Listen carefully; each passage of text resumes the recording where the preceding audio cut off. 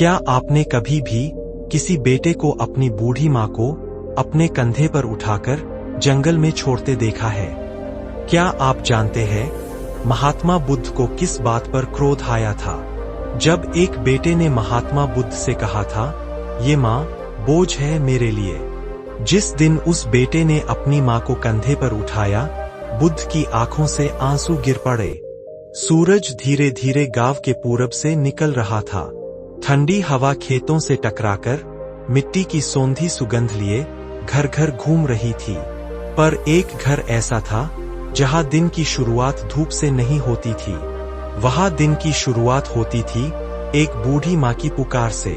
उसकी आवाज धीमी, कांपती हुई, मगर स्नेह से लिपटी होती थी। गांव के एक कोने में बनी कच्ची झोपड़ी में रहती थी अम्बा। एक 80 वर्षीय अंधी वृद्धा माँ थी। आंखें धुंधली हो चुकी थीं, शरीर कमजोर और कांपता हुआ, लेकिन दिल वो आज भी अपने बेटे उपासक के लिए धड़कता था, जैसे वो बच्चा हो। उपासक अब जवान हो चुका था। वह 28 वर्ष का ताकतवर और मजबूत जवान था, लेकिन जितना उसका शरीर मजबूत था, उतना ही दिल कठोर हो गया था। अब माँ उसकी नजर में एक जिम्मेदारी थी, एक काम जिसे वह हर दिन निभाता था, बस इसलिए कि लोग कुछ ना कहें।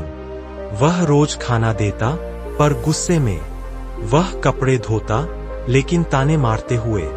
माँ जब भी उसे पुकारती तो वह कहता, माँ चुप रहो, मैं कोई बच्चा नहीं हूँ। अब तुमसे कोई काम नहीं होता, बस पड़ी रहती हो। माँ चुप हो जाती, मगर उसके चेहरे पर मुस्कान होती। शायद उसे यह भी प्यारा लगता था।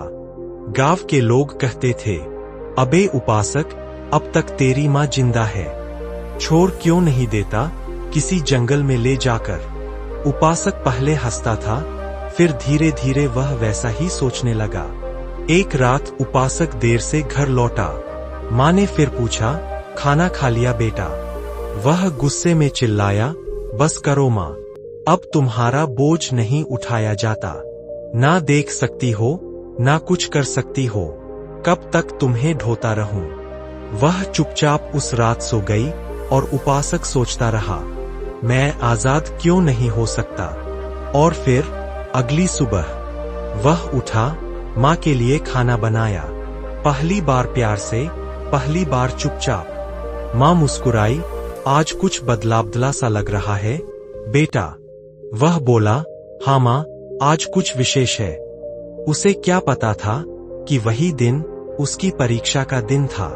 उपासक ने माँ से कहा, माँ चलो आज तुम्हें जंगल में हवा खिलाने ले चलता हूँ। माँ चौंकी, इतने वर्षों में कभी साथ नहीं ले गया, लेकिन आज क्यों? वह कुछ नहीं बोली।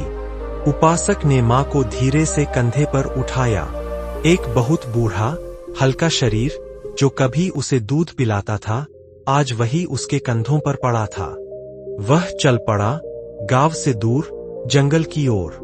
रास्ते में माँ ने कहा, बेटा एक बात कहूं? उपासक बोला, क्या माँ?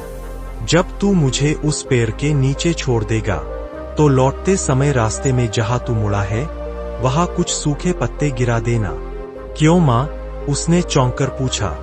माँ बोली, ताकि तू वापस लौटते समय रास्ता ना भटक जाए बेटा, अकेले ना रह जाए। उपासक वहीं रुक गया। उसका शरीर कांपने लगा। माँ, जिसे वह बोझ समझ रहा था, वह अब भी उसकी चिंता कर रही थी। उसके हाथ कांपे और आंसू पहली बार उसकी आंखों से गिर पड़े। उपासक ने माँ को नीचे नहीं रखा। उसने माँ को गले लगाया और उल्टे कदमों से वापस चल पड़ा, उसी झोपड़ी की ओर जहां एक माँ का दिल हर दिन उसकी राह देखता था। जहां उपासक माँ को वापस घर ले आया है, लेकिन उसका हृदय अब पूरी तरह से बदल चुका है। अब वह शांति चाहता है, समाधान चाहता है, और इसी खोज में वह पहुंचता है महात्मा बुद्ध के चरणों में। उपासक माँ को वापस उसी झोपड़ी में ले आया, पर इस बार उसका मन चुप था। कोई गुस्सा नहीं, कोई ताने नहीं, सिर्फ आत्मग्लानि। माँ बोली, बेटा तू थक गया होगा, मैं तेरे लिए दवा बना देती हूँ। उपासक माँ के पैरों में गिर गया और बोला, माँ, मैं अपराधी हूँ। मैं तुझे छोड़ने जा रहा था और तू मेरे लौटने का रास्ता बना रही थी। उसकी रुलाई फूट पड़ी। माँ ने उसके सिर पर हाथ फेरा। बेटा, तुझे समझ आ गया, यही सबसे बड़ी बात है। उपासक अब चैन से नहीं बैठ सका। उसने माँ को अपने चचेरे भाई के पास छोड़ा और चल पड़ा श्रावस्ती की ओर, जहां इस समय भगवान बुद्ध विहार कर रहे थे। उपासक का हृदय जल रहा था। क्या मैं पापी हूँ? क्या मैं मुक्ति के योग्य हूँ? क्या मेरा प्रायश्चित होगा? वह 7 दिन की पदयात्रा कर श्रावस्ती पहुंचा। बुद्ध के विहार के बाहर शांत वातावरण था। न कोई शोर, न कोई भीड़, बस मौन, गहरा मौन। उसने देखा, एक वृक्ष के नीचे ध्यान में बैठे हैं भगवान बुद्ध। पीछे खड़े हैं आनंद, मौन मुद्रा में। उपासक नजदीक पहुंचा, सिर झुकाया और कहा, भगवान, मैं एक पापी हूँ। माँ को जंगल में छोड़ आया था और लौटते समय उसने ही मुझे रास्ता दिखाया।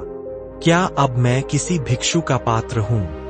बुद्ध ने आंखें खोली, धीरे से उसकी ओर देखा।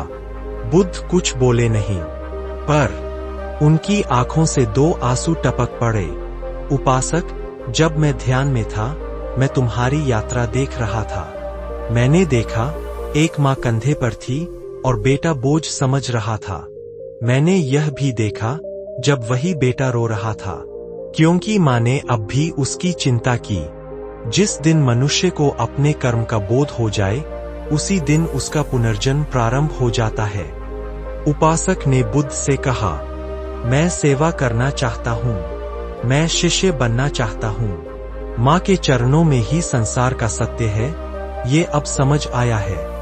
बुद्ध बोले, जो माँ के भीतर भगवान नहीं देख सकता, वह मेरे भीतर भी कुछ नहीं देख पाएगा। सेवा कर, यही तेरा पहला ध्यान है। उपासक ने घर लौटकर माँ की सेवा शुरू कर दी। वह उसके पैर दबाता, कपड़े धोता, खुद खाना बनाता। गांव के लोग हैरान हो गए, उपासक को क्या हो गया? वह मुस्कराता और कहता, बुद्ध की आंखों ने मेरे पाप को धो दिया। अब हर दिन माँ के चरणों में बैठकर तप करता हूँ। बुद्ध कहते थे, मुक्ति मंदिरों में नहीं, माँ बाप की सेवा में है। आत्मा की शांति ध्यान से नहीं, हृदय से होती है। अगर इस कहानी ने आपके दिल को छू लिया हो, तो आज ही अपनी माँ को गले लगाइए और इस वीडियो को उन तक भेजिए जो शायद भूल गए हैं किसके कारण वे इस दुनिया में आए हैं।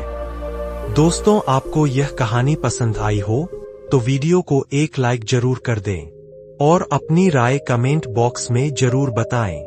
हमसे जुड़े रहने के लिए हमारे चैनल बुद्ध ज्ञान को सब्सक्राइब जरूर करें। नमो बुद्धाय नमः।